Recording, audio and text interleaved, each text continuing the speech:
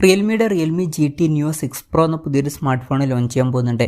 ഈ ഫോണിൻ്റെ ഫീച്ചേഴ്സിനെ പറ്റിയിട്ടുള്ള പല കാര്യങ്ങളും ഇപ്പോൾ പറയാൻ കഴിഞ്ഞിട്ടുണ്ട്. ഈ ഒരു വീഡിയോയിൽ നമ്മൾ നോക്കാൻ പോകുന്നത് റിയൽമി GT Neo 6 Pro എന്ന സ്മാർട്ട് ഫോണിനെ പറ്റിയിട്ടാണ്. ആദ്യം നമ്മൾ ഫീച്ചേഴ്സും കാര്യങ്ങളൊക്കെ നോക്കുകയാണെന്നുണ്ടെങ്കിൽ റിയൽമി GT Neo 6 Proയിൽ 6.74 ഇഞ്ചിൻ്റെ ഡിസ്പ്ലേ വന്നേക്കാം. 1.5K ഡിസ്പ്ലേ ഇതിൽ വരാൻ ചാൻസ് ഉണ്ട്. അതായത് ഫുൾ HD റെസൊല്യൂഷനേക്കാളും കുറച്ചും കൂടി ബെറ്റർ ആയിട്ടുള്ള ഒരു റെസൊല്യൂഷനും കാര്യങ്ങളൊക്കെ ഇതിൽ വന്നേക്കാം.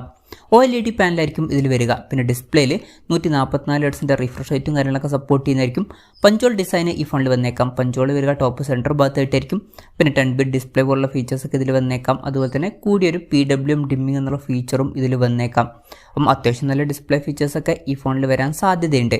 In display finger print sensor ഈ ഫോണിൽ വരുന്നതായിരിക്കും. ഫോണിൻ്റെ വെയിറ്റ് വരിക ഏകദേശം 205 ഗ്രാം ആയിരിക്കും. തിക്നെസ് വരിക 8.86 mm ആയിരിക്കും. ഫോണിൻ്റെ ബാക്കിൽ ഒരു RGB ലൈറ്റും കാര്യങ്ങളൊക്കെ വന്നേക്കാം.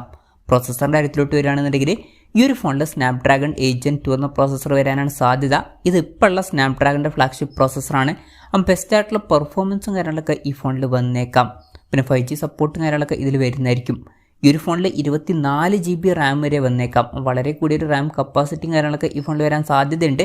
അതുപോലെ തന്നെ 1 TB ഇൻറ്റേർണൽ വരെയും ഇതിൽ വന്നേക്കാം. LPDDR5Xൻ്റെ റാമും UFS 4.0 സ്റ്റോറേജ് ടൈപ്പൊക്കെ ഇതിൽ വരുന്നതായിരിക്കും. ഈ ഫോണിൽ മെമ്മറി കാർഡ്സിലോട്ട് വരാൻ സാധ്യതയില്ല. അതുപോലെ തന്നെ 3.5 mm ഓഡിയോ ജാക്കും ഈ ഫോണിൽ വരാൻ സാധ്യതയില്ല. ആൻഡ്രോയിഡ് ബേസ് ആയിട്ടുള്ള റിയൽമി സോഫ്റ്റ്വെയർ ആയിരിക്കും ഈ ഫോണിൽ വരിക. ഈ ഫോണിൽ സ്റ്റീരിയോ സ്പീക്കേഴ്സും കാര്യങ്ങളൊക്കെ വരുന്നതായിരിക്കും. ക്യാമറയുടെ കാര്യം പറയുകയാണെന്നുണ്ടെങ്കിൽ ഫോണിൻ്റെ പിന്നിൽ ട്രിപ്പിൾ ക്യാമറ സെറ്റപ്പ് വരാനാണ് സാധ്യത. 50 MP മെയിൻ ക്യാമറ സെൻസർ ഈ ഫോണിൽ വന്നേക്കാം. ഇത് സോണി IMX 890യുടെ സെൻസർ ആയിരിക്കാനാണ് സാധ്യത. പിന്നെ ഇതിൽ OS എന്നുള്ള ഫീച്ചറും സപ്പോർട്ട് ചെയ്തേക്കാം. രണ്ടാമത് 8 MP ഒരു അൾട്രാ വൈഡ് ആംഗിൾ ലെൻസ് വരുന്നതായിരിക്കും. മൂന്നാമത് 2 MP ഒരു സെൻസറും വന്നേക്കാം.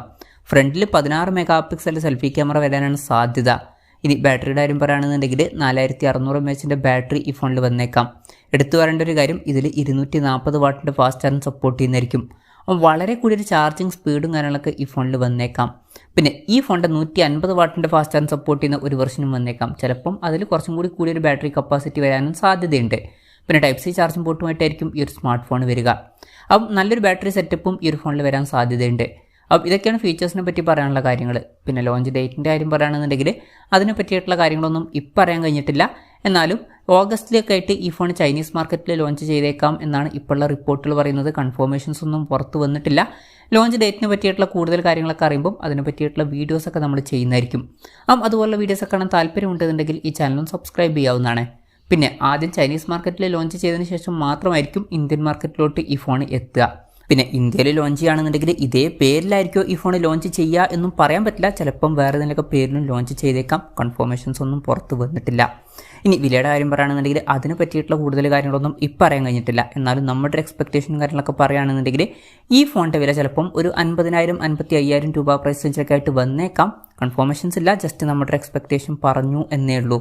എന്തായാലും റിയൽമിയുടെ റിയൽമി GT Neo 6 Pro എന്ന പുതിയൊരു സ്മാർട്ട് ഫോൺ വരാൻ പോകുന്നുണ്ട്. അത്യാവശ്യം നല്ല ഫീച്ചേഴ്സും കാര്യങ്ങളൊക്കെ ഈ ഫോണിൽ വന്നേക്കാം.